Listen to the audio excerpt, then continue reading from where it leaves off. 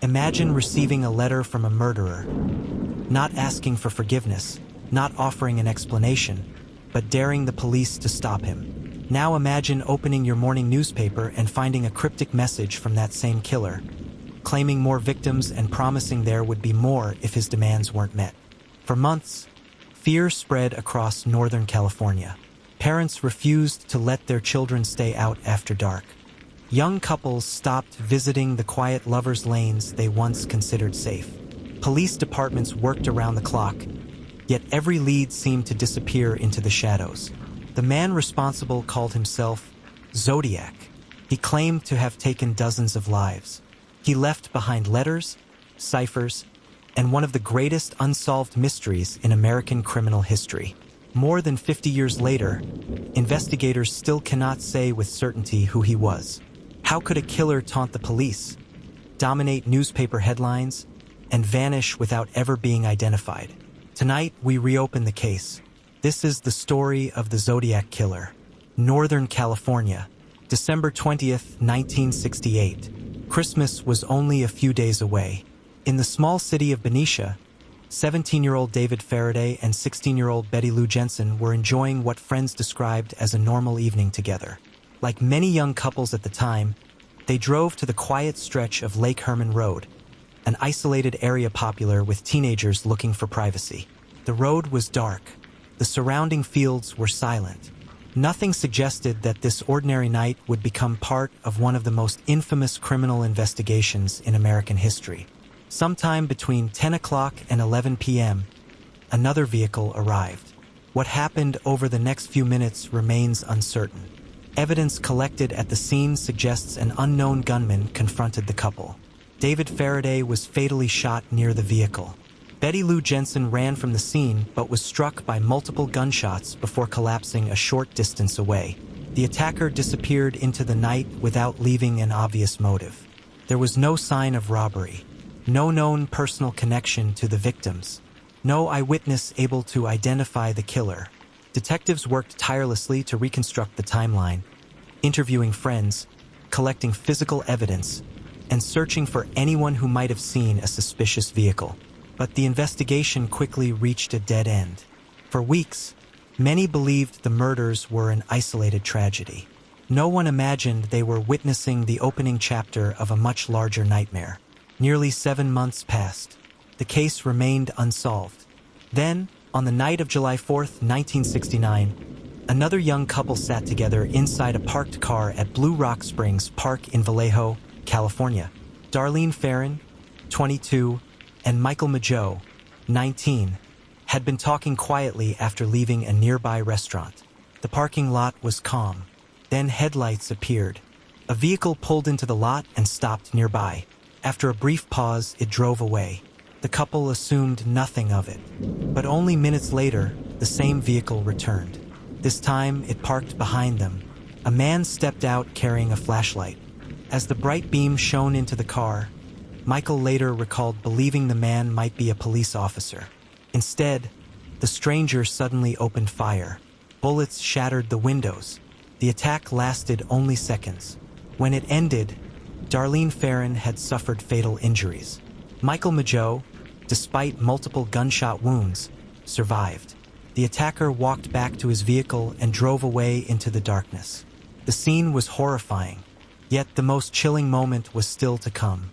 Just under an hour after the shooting, the Vallejo Police Department received a telephone call from an unidentified man. His voice was calm, emotionless. He directed officers to the crime scene. Then, before ending the call, he claimed responsibility not only for the attack that had just occurred, but also for the murders of David Faraday and Betty Lou Jensen months earlier. That single phone call transformed the investigation.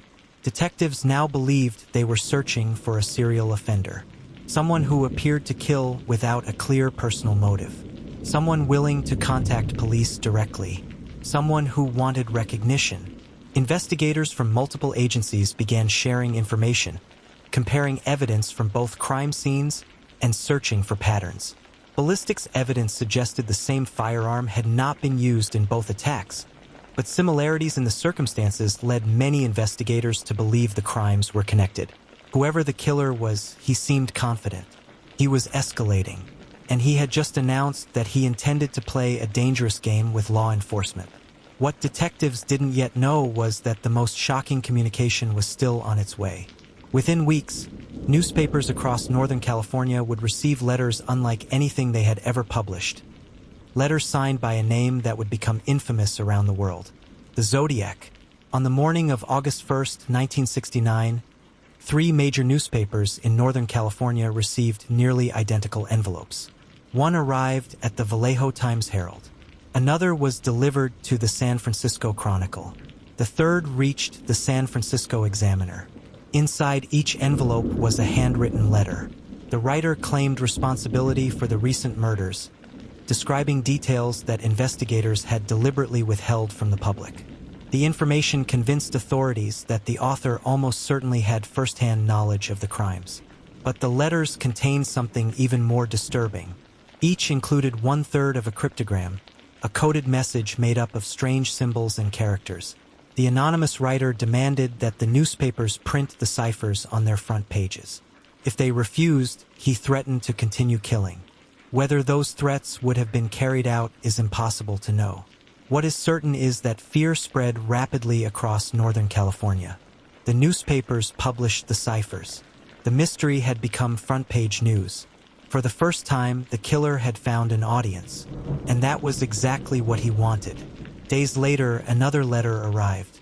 This time, the writer opened with a sentence that would become one of the most infamous introductions in criminal history. "This is the Zodiac speaking." With those 5 words, an unknown murderer gave himself a name. From that moment forward, newspapers, radio stations, and television broadcasts referred to him simply as the Zodiac. The name made the case larger than life. People discussed it at dinner tables. Parents warned their children to be careful. Police departments received hundreds of phone calls from people claiming to know the killer or believing they had seen him. Most of those leads went nowhere. Meanwhile, detectives worked tirelessly behind the scenes. Handwriting experts compared the letters. Fingerprint specialists searched for usable prints.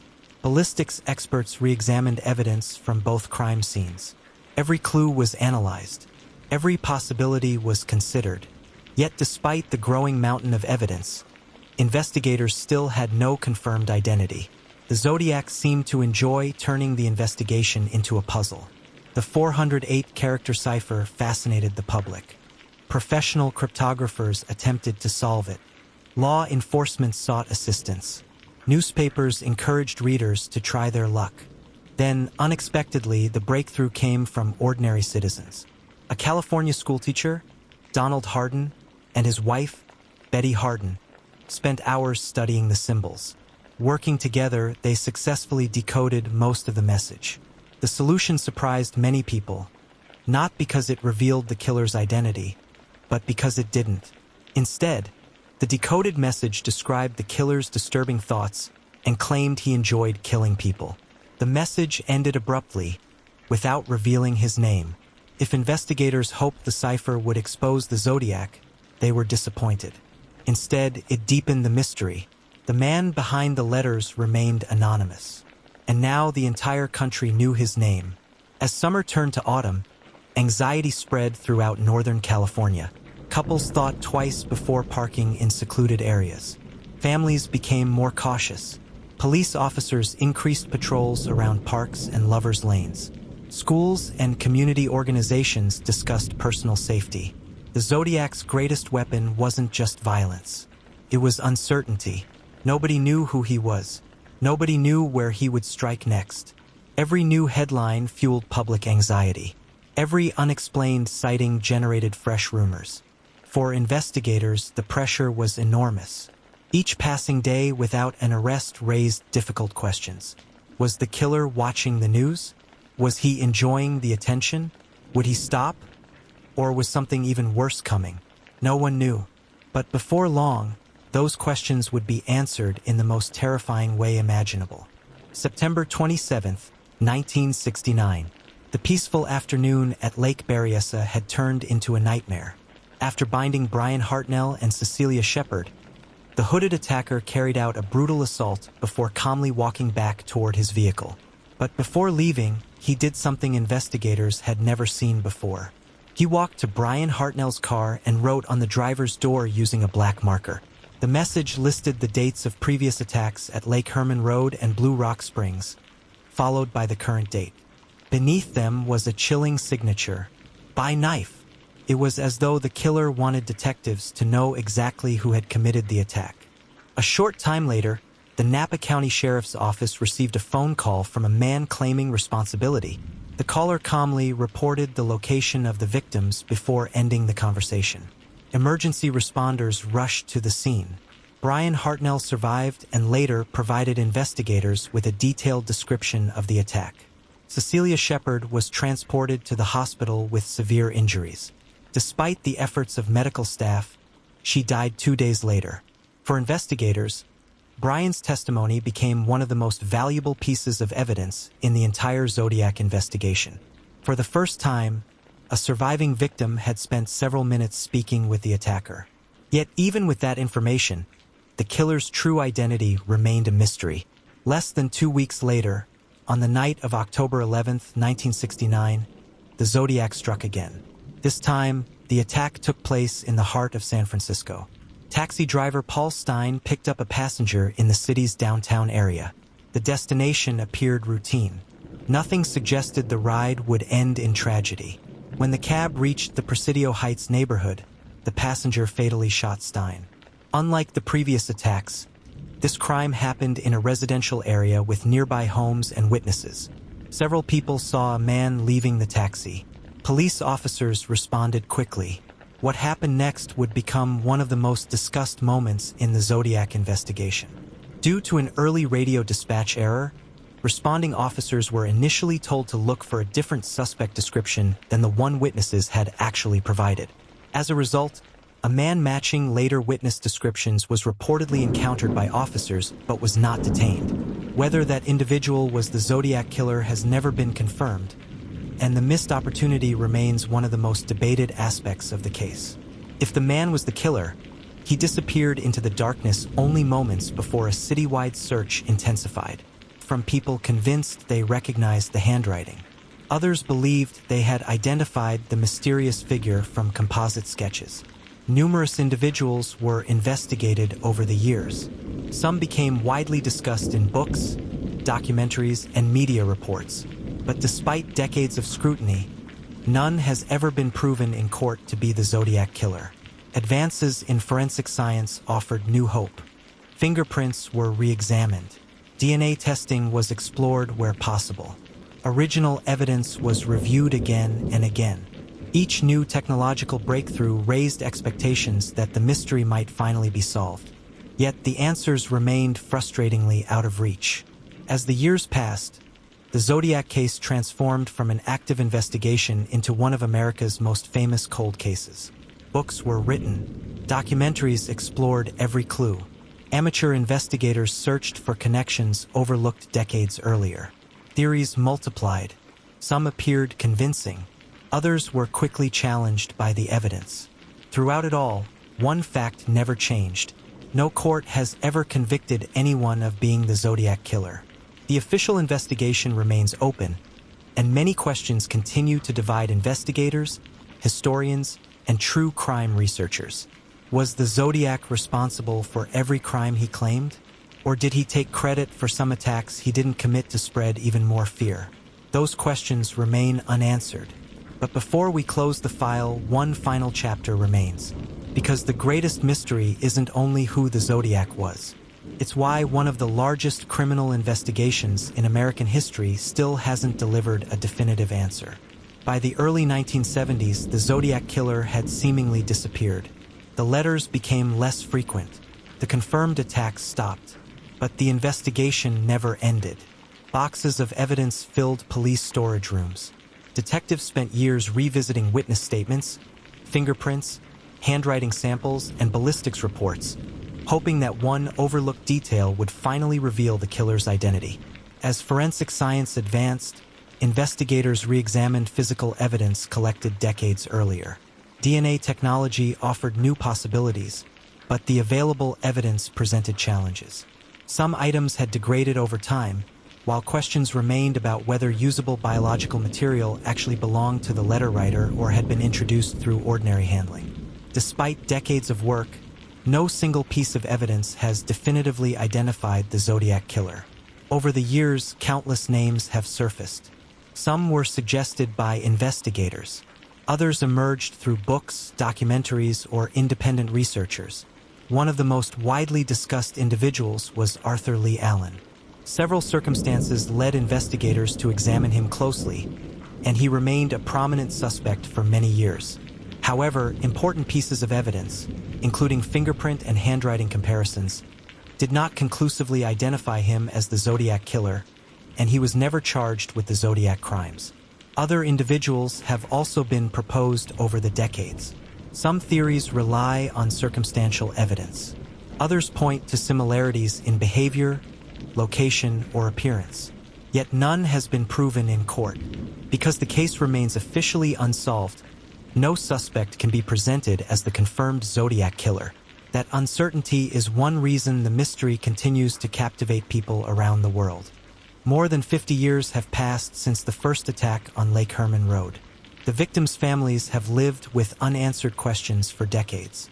Investigators who once worked the case have retired.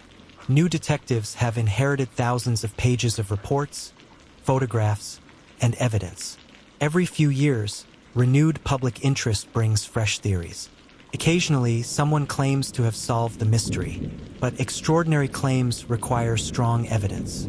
So far, no announcement has brought a definitive conclusion accepted by the authorities responsible for the case.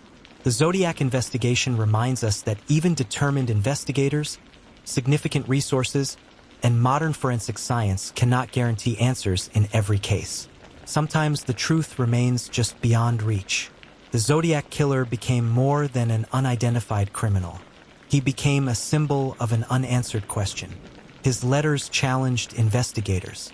His ciphers inspired cryptographers. His crimes changed how law enforcement coordinated investigations across jurisdictions and highlighted the importance of forensic advances that continue to evolve today. But behind every headline and every theory are real people. Young lives were taken. Families were forever changed. Communities lived in fear. Those human stories should never be overshadowed by the mystery itself. The purpose of revisiting cases like this is not to glorify the person responsible.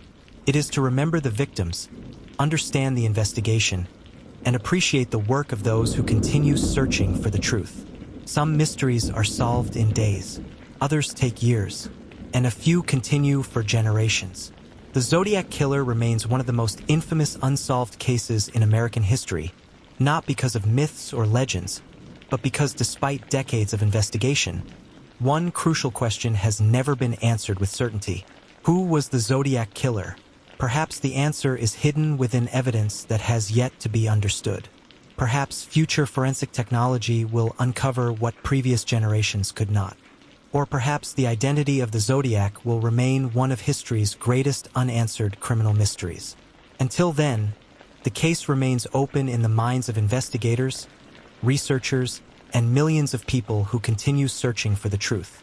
If you found this documentary informative, consider subscribing to Midnight Case Files for more carefully researched true crime stories, unsolved mysteries, and criminal investigations from around the world, because sometimes the truth is stranger than fiction.